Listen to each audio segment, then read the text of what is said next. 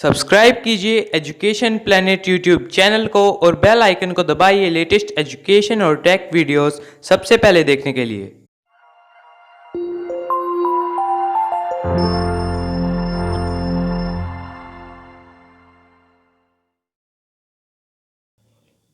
प्रिय विद्यार्थियों, आपका स्वागत है एजुकेशन प्लेनेट नौहर चैनल पर। और आज हम पढ़ेंगे कक्षा 8 की एसएसटी की बुक हमारे अतीत, जो कि इतिहास की बुक है। उसका चैप्टर नंबर 1, कैसे, कब और कहाँ। पाठ को प्रारंभ करते हैं। तारीखें कितनी महत्वपूर्ण होती है।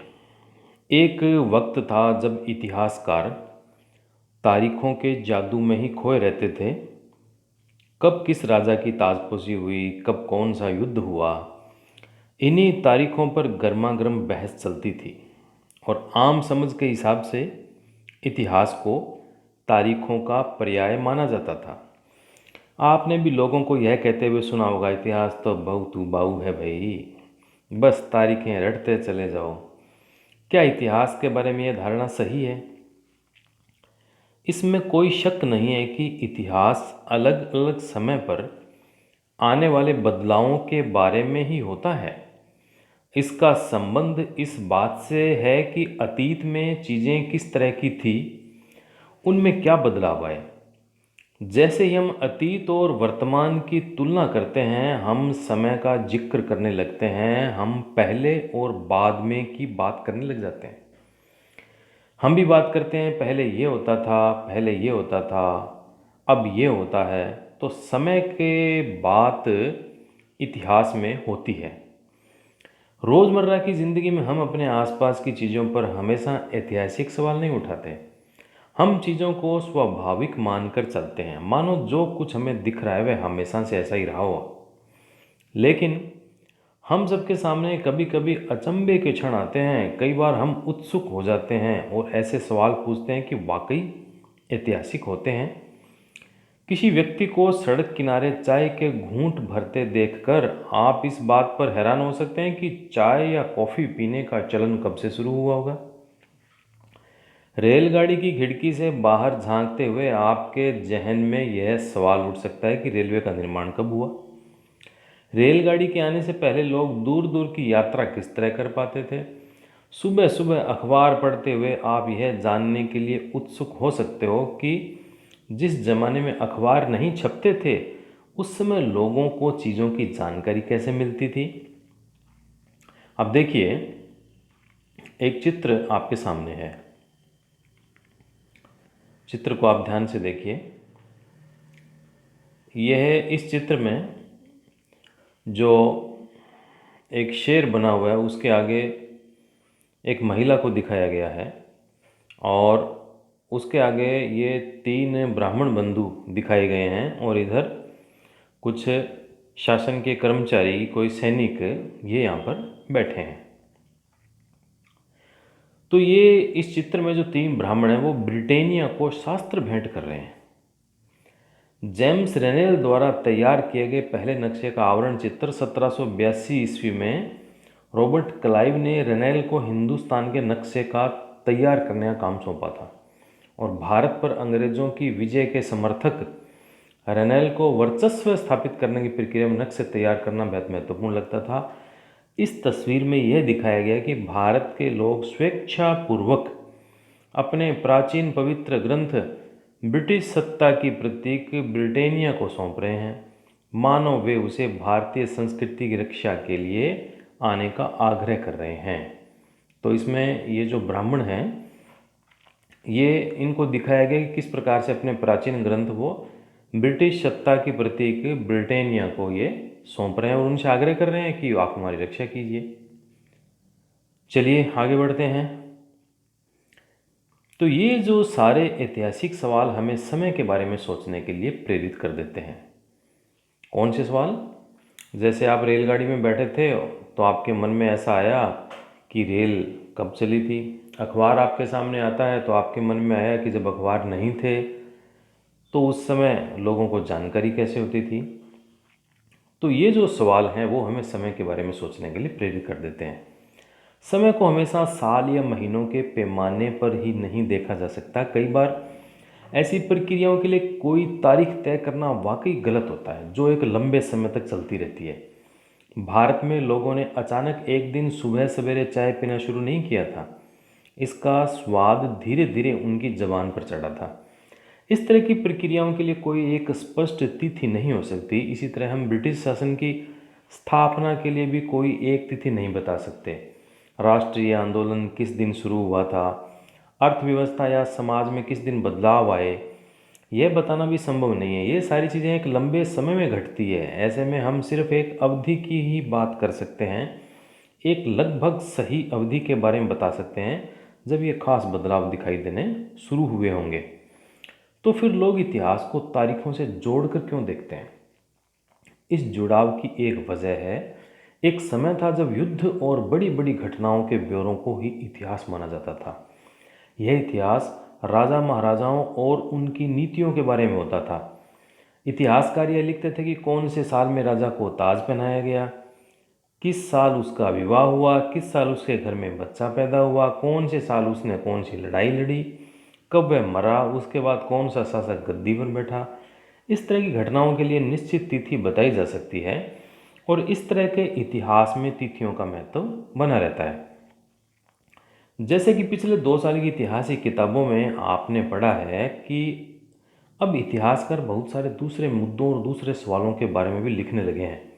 वे इस बात पर ध्यान देते हैं कि लोग किस तरह अपनी रोजी रोटी चलाते थे, वे क्या पैदा करते थे, क्या खाते थे, शहर कैसे बने, बाजार किस तरह फैले, किस तरह रियासतें बनी, नए विचार कैसे पनपे और संस्कृति व समाज किस तरह से बदले।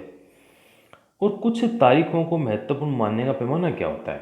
हम जो तारीखें चुनते हैं, जिन तारीखों के इर्द गिर्द हम अतीत की कहानी सुनते हैं, वे अपने आप में महत्वपूर्ण नहीं होती। वे इसलिए महत्वपूर्ण हो जाती है क्योंकि हम कुछ खास घटनाओं को महत्वपूर्ण मानकर चलने लगते हैं। अगर अध्ययन का विषय बदल जाता, अगर हम नए मुद्दों पर ध्यान देने लगते, तो महत्वपूर्ण तारीखें बदल जाती। एक उदाहरण पर आप विचार कीजिए। भारत में ब्रिटिश इतिहासकारों ने जो इतिहास लिखे, उनमें हर एक गवर्नर जनरल का शासनकाल महत्वपूर्ण है। ये इतिहासकार प्रथम गवर्नर जनरल वारेन हेस्टिंग्स के शासन से शुरू होते थे और आखिरी वायसराय लॉर्ड माउंटबेटन के साथ खत्म होते थे। अलग अलग अध्यायों में हम दूसरे गवर्नर जनरलों हेस्टिंग्स, वेलेस्ली, बेंटिंग, डलहौजी और इसके बाद में Canning, Lawrence, Lytton, Ripon, Curzon, Hardinge, Irwin, इनके बारे में पढ़ते हैं। इस इतिहास में गवर्नर जनरल और वायसरायों का कभी न खत्म होने वाला सिलसिला ही छाया रहता था। इतिहास की इन किताबों में सारी तारीखों का महत्व इन अधिकारियों, उनकी गतिविधियां, नीतियां, उपलब्धियों के आधार पर ही तय होता था। ये ऐसे था मानो उन लोगों के जीवन के बारे में बाहर कोई ऐसी चीज़ नहीं थी जिसे जानना महत्वपूर्ण हो। इन लोगों के जीवन का क्रम ब्रिटिश भारत के इतिहास में अलग अलग अध्यायों का विषय बन जाता था। क्या हम इसी दौर के इतिहास को अलग ढंग से नहीं लिख सकते? गवर्नर जनरलों के इस इतिहास के चौखटे में हम भारतीय समाज के विभिन्न समूह और वर्गों की गतिविधियों पर किस तरह ध्यान दे सकते हैं? जब हम इतिहास या कोई कहानी लिखते हैं तो उसे टुकड़ों या अध्यायों में बांट देते हैं। हम ऐसा क्यों करते हैं? ऐसा इसलिए किया जाता है ताकि हर अध्याय में कुछ सामंजस्य बना रहे। इसका मकसद कहानी को इस तरह सामने लाना होता है कि उसे आसानी से समझा जा सके और याद रखा जा सके। इस प्रक्रिया में हम सिर्फ उन घटनाओं पर जोर देते हैं जो उस कहानी को पेश करने में मददगार होती है। जो इतिहासकार गवर्नर जनरलों के जीवन के इर्द गिर्द चलता है, उसमें भारतीयों की गतिविधियां कोई मायने नहीं रखती, उनके लिए वहाँ कोई जगह नहीं होती। तो फिर क्या किया जाए? जाहिर है कि हमें अपने इतिहास का एक अलग खाका बनाना पड़ेगा। इसका मतलब यह है कि अब जिन तिथियों को महत्व दिया जा रहा था वे महत्वपूर्ण नहीं रहेगी, हमारे लिए नई तिथियां महत्वपूर्ण हो जाएंगी। अब देखिए, इसमें एक पीछे एक छोटा सा विषय इसमें अपना रह गया था कि विज्ञापनों में भी पसंद नापसंद तय होती है। अब आप देखिए, इसमें आपको ये एक ब्रिटेन के राजकुमार घोड़े पर बैठे हैं और इसके पीछे महल दिखाए गए हैं और ये लिप्टन टी का विज्ञापन है और ये 1922 में इस विज्ञापन को तैयार किया गया था। लिप्टन चाय का विज्ञापन था। तो इसमें राजकुमार घोड़े पे बैठे हैं, उसके पीछे महल है। इसके पीछे दिखाने का उद्देश्य यही है कि शाही लोग यही चाय पीते हैं। इसके पीछे एक भारतीय महल भी दिखाई दे रहा है, जबकि अगले हिस्से में ब्रिटेन की रानी विक्टोरिया का तीसरा बेटा राजकुमार आर्थर घोड़े पर बैठा हुआ है। तो राजकुमार आर्थर को ड्यूक ऑफ कनाट की पदवी दी हुई थी। चलिए विषय को आगे बढ़ाते हैं। हम अवधियां कैसे तय करते हैं? देखिए, 1817 ईस्वी में स्कॉटलैंड के अर्थशास्त्री और राजनीतिक दार्शनिक जेम्स मिल, इन्होंने 3 विशाल खंडों में a history of British India, British Bharat का इतिहास नामक एक किताब लिखी। इस किताब में उन्होंने भारत के इतिहास को हिंदू, मुस्लिम और ब्रिटिश इन 3 काल खंडों में बांटा था। काल खंडों के इस निर्धारण को ज़्यादातर लोगों ने मान भी लिया। क्या आपको भारतीय इतिहास को समझने के इस तरीके में कोई समस्या दिखाई देती है? इतिहास को हम अलग अलग काल खंडों में बांटने की कोशिश क्यों करते हैं? इसकी भी एक वजह है। हम एक दौर की खासियतों, उसके केंद्रीय तत्वों को पकड़ने की कोशिश करते हैं, इसलिए ऐसे शब्द महत्वपूर्ण हो जाते हैं जिनके सारे हम समय को बांटते हैं। ये शब्द अतीत के बारे में हमारे विचारों को दर्शाते हैं। वे हमें बताते हैं कि एक अवधि से दूसरी अवधि के बीच में आए बदलावों का क्या महत्व होता है।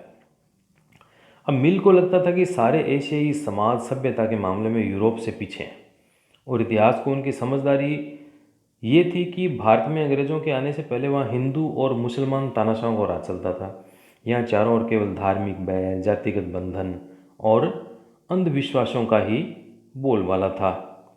मिल की राय में ब्रिटिश शासनकाल भारत को सभ्यता की राह पर ले जा सकता था। इस काम के लिए ज़रूरी था कि भारत में यूरोपियन शिष्टाचार, कला, संस्थाओं और कानूनों को लागू किया जाए। मिल ने तो यहाँ तक सुझाव दिया था कि अंग्रेज़ों को भारत के सारे भूभाग पर कब्जा कर लेना चाहिए ताकि भारतीय जनता को ज्ञान और सुखी जीवन प्रदान किया जा सके। उनका मानना था कि अंग्रेज़ों की मदद के बिना हिंदुस्तान प्रगति ही नहीं कर सकता। इतिहास की इस धारणा में अंग्रेजी शासन प्रगति और सभ्यता का प्रतीक था। अंग्रेजी शासन से पहले सारा अंधकार का दौर था। क्या इस तरह की धारणा को स्वीकार किया जा सकता है? क्या इतिहास के किसी दौर को हिंदू या मुसलमान दौर कहा जा सकता है? क्या इन सारे दौरों में कई तरह के धर्म एक साथ नहीं चलते थे? किसी युग को केवल उस समय के शासकों के धर्म के हिसाब से तय करने की ज़रूरत क्या है? अगर हम ऐसा करते हैं तो इसका मतलब हम यह कहना चाहते हैं कि औरों के जीवन और तौर तरीकों का कोई महत्व नहीं होता। हमें याद रखना चाहिए कि प्राचीन भारत में सारे शासकों का भी एक धर्म नहीं होता था। अंग्रेजों द्वारा सुझाए गए वर्गीकरण से हटकर इतिहासकार भारतीय इतिहास को आमतौर पर प्राचीन, मध्यकालीन और आधुनिक काल में बांटकर देखते हैं। इस विभाजन की भी अपनी कई समस्याएं हैं। इतिहास को इन खंडों में बंटने की यह समझ भी पश्चिम से आई। पश्चिम में आधुनिक काल को विज्ञान, तर्क, लोकतंत्र, मुक्ति और समानता जैसी आधुनिकता की ताकतों के विकास का युग माना जाता है। उनके लिए मध्यकालीन समाज वे समाज थे जहां आधुनिक समाज की विशेषताएं नहीं थी। क्या हम अपने अध्ययन के लिए आधुनिक काल की इस अवधारणा को बिना सोचे समझे ऐसे ही अपना सकते हैं जैसा कि आप इस किताब में देखेंगे? अंग्रेजों के शासन में लोगों के पास समानता, स्वतंत्रता या मुक्ति नहीं थी, न ही यह आर्थिक विकास और प्रगति का दौर था। बहुत सारे इतिहासकार इस युग को औपनिवेशिक युग कहते हैं। अब ये शब्द है औपनिवेशिक, तो औपनिवेशिक क्या होता है? इस पुस्तक में आप पढ़ेंगे कि किस तरह अंग्रेजों ने हमारे देश को जीता और स्थानीय नवाबों और राजाओं को दबाकर अपना शासन स्थापित किया। आप देखेंगे कि किस तरह उन्होंने अर्थव्यवस्था व समाज पर नियंत्रण स्थापित किया, अपने सारे खर्चों को निपटाने के लिए राजस्व वसूल किया, अपनी ज़रूरत की चीज़ों को सस्ती कीमत पर खरीदा, निर्यात के लिए महत्वपूर्ण फसलों की खेती कराई। और इन सारी कोशिशों के कारण क्या बदलाव आए? आप ये भी जानते हैं कि ब्रिटिश शासन के कारण यहाँ की मूल्य, मान्यताएं, पसंद नापसंद, रीति रिवाज व तौर तरीकों में क्या क्या बदलाव आए।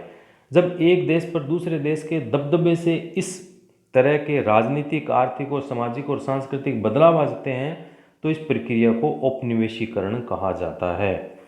लेकिन जल्दी आप ये समझ जाएं कि सारे वर्ग और समूह इन बदलावों को एक ढंग से ही अनुभव नहीं कर रहे थे। इसलिए इस किताब को हमारे अतीत यानी कई अतीतों पर केंद्रित, यह इसका नाम दिया गया। अब हम किस तरह से जानते हैं भारतीय इतिहास के पिछले 250 साल का इतिहास लिखने के लिए इतिहासकार कौन से स्रोतों का इस्तेमाल करते हैं? प्रशासन अभिलेख तैयार करता है। अंग्रेजी शासन द्वारा तैयार किए गए सरकारी रिकॉर्ड इतिहासकारों का एक महत्वपूर्ण साधन होते हैं। अंग्रेजों की मान्यता थी कि चीज़ों को लिखना बहुत ज़रूरी होता है। उनके लिए हर निर्देश, हर योजना, नीतिगत फैसले, सहमति, जांच को साफ साफ लिखना जरूरी था। ऐसा करने के बाद चीज़ों का अच्छी तरह से अध्ययन किया जाता था और उन पर वाद विवाद किया जा सकता है।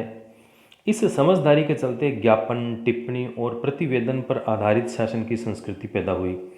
अंग्रेजों को यह भी लगता था कि तमाम जो अहम दस्तावेज है, महत्वपूर्ण दस्तावेज और पत्र, उनको संभाल कर रखना जरूरी है। लिहाजा उन्होंने सभी शासकीय संस्थाओं में अभिलेख कक्ष भी बनवा दिए।